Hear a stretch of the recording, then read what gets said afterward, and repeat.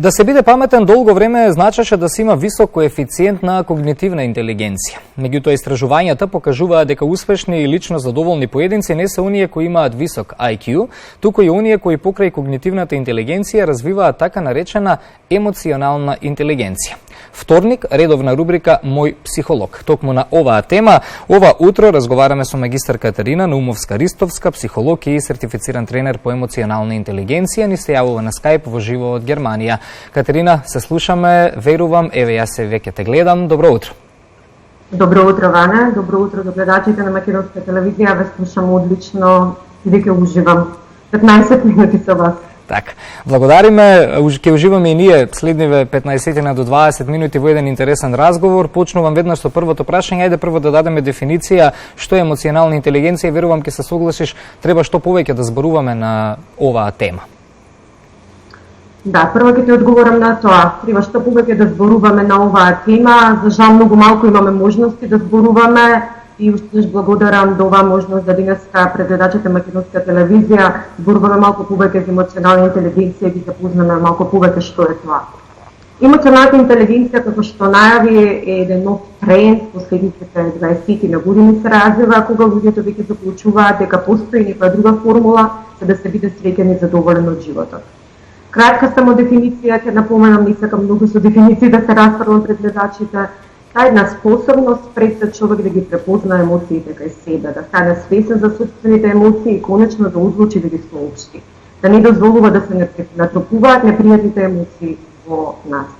Понатака тоа е способност да ги препознаеме емоциите кај другите луѓе, не само кај себе, да ги разбереме емоциите, да ги почитуваме емоциите кај другите луѓе, што представува една емпатија. Како резултат на сето тоа, да спаѓа и контролата на емоциите, управувањето на емоциите, за на крајот да создадеме добри меѓучовечки односи со нашите пријатели, со нашиот партнер, на работа и во секојдневието, за на крајот да можеме да бидеме среќни и задоволни, се да мирно да спиеме, да се чувствуваме добро. Така. Кате, што може човек да научи, најважното прашање, дали е важна возраста или ете, малку повеќе да се посветиме на емоционалната интелигенција, може и кога сме повозрастни или во поодмината возраст? Имаат ли врска годините? Секако, затоа е посветен друг термин емоционална писменост, што значи дека ние може да се описменуваме на емоциите. Човек учи додека е она што е најважно да донесе одлука дека сака да направи некаква промена кај себе. Тоа што мене ме израдува беше мој предизвик кога станав тренер за емоционална интелигенција е дека нешто што можеме да научиме независно колку возраст сме. Јас посетував тренинзи, сега водам тренинзи, во тие тренинзи доаѓаат лица од тинејџери до најстара возраст, што значи дека сите се мотивирани да учат и да се описменуваат и да станат емоционално поинтелигентни личности. Так. Што може да научат луѓето кога зборуваме за емоционалната интелигенција или што треба да научат? Пред се, кога ќе ми го поставите ова прашање, пред се што треба да научат конечно да ги слушнат емоциите и да се погрешат за себе. Да научат како да си ги почитуваат своите потреби и да направат нивната душа да биде мирна. Односно, да го најдеме тоа што е потребно на нашата душа за да бидеме среќни и задоволни. Ако ми дозволиш, ќе спомнам еден пример да наудам. Премијатата ни дала мислам пред неколку дена, прочитав еден многу убав текст за тебе. И кога го прочитав, едно што реков, колку е емоционално интелигентен, Ване. Благодарам, ова ќе го сватам како комплимент. Да, и како комплимент треба да го сватиш, бидејќи точно во тој текст ти опишуваш како ги послушаш твоите емоции и најде друго место на живење каде што се чувствуваш среќен, задоволен и мирен. Наспроти непријатните емоции кои што можеби си ги чувствувал претходно и доколку не си бил емоционално интелигентен, веројатно би останал се уште во тоа капче каде што ги чувствуваш непријатните емоции. Меѓутоа, ако го зборуваме човек да е мудар за своите емоции, тоа значи дека тие емоции што ти си ги чувствувал направиле да направиш добри одлуки за сега да бидеш среќен и задоволен во новата одлука. Понатака друго што можеме да научиме како да не дозволиме да се натрупуваат тие непријатни емоции, за на крајот да направат наша штета, не само во меѓучовечките односи, на крајот на криштата и на нашето здравје, бидејќи долго време кога ние ги собираме емоциите во нас, настануваат и многу болести понатака. Луѓето страдаат од психосоматски болести, битоа не се среќни и задоволни. Друго што можеме да научиме конечно да ги соопштиме. Не само да ги препознаеме и да си кажеме пред себе да јас сум тажен, јас сум луд, не сум среќен за мојот начинот како што живеам, туку конечно да научиме и да соопштиме, посебно доколку причината за тоа како ние се чувствуваме е некоја друга личност, а најчесто по 90% и тоа така е. Понатако на што можеме да научиме да донесеме добри одлуки. И на крајот што можам да кажам, да научам да го живеам животот подобро. Така.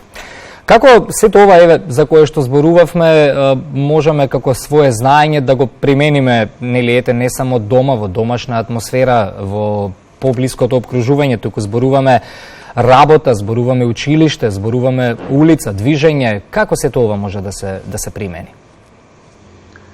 Како што објаснив, доколку ние ги послушаме нашите емоции и станеме свесни за нашите емоции, тогаш ние не би требало повеќе ги не натрупуваме. Тогаш доколку имаме било каков проблем на работа, по партнерските релации, независно каде, секаде каде што постои меѓучовечка комуникација, посебно доколку сме со личности кои што ни се важни и значајни во нашиот живот, тогаш ние би ги соопштиле непријатните емоции веднаш доколку ги почувствуваме без да ги натрупуваме. И како резултат на тоа ќе престанеме да играме психолошки игри со другите луѓе. Она што ние погрешно го правиме, посебно во нашето подребче, што ние се плашиме од мислењето на другите, што ќе кажат другите, дали ќе биде тоа како што јас очекувам, иначе се одлучуваме да не соопштиме како се чувствуваме, тоа сме направиле првата грешка.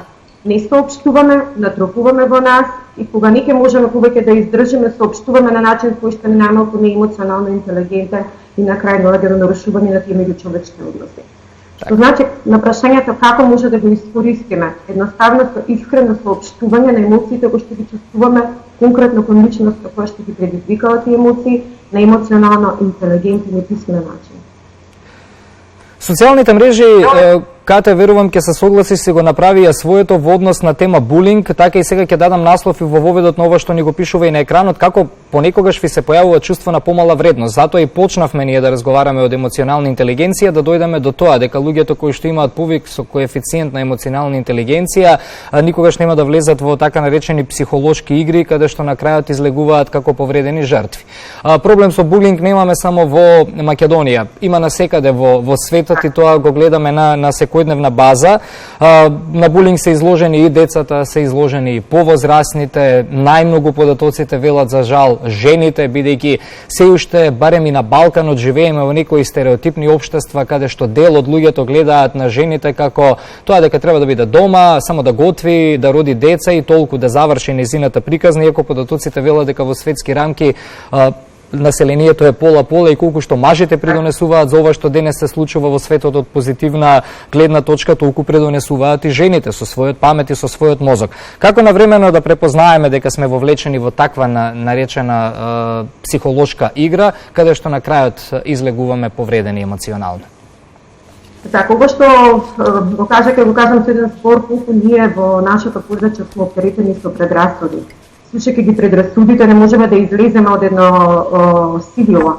Како што кажа посебно жените. Многу повеќе постојат предрасуди за жените во однос на мажите и од тие причини многу жени и понатака се несреќни во улогата која што ја играат. Да речеме, несреќна седи во бракот, несреќна седи во работното место поради тоа што се плаши да преземе било каква иницијатива или да донесе некаква одлука. Како да превенираме? Повторно ќе одговорам да ги слушам емоциите, доколку во себе почувствувам дека не се чувствувам добра.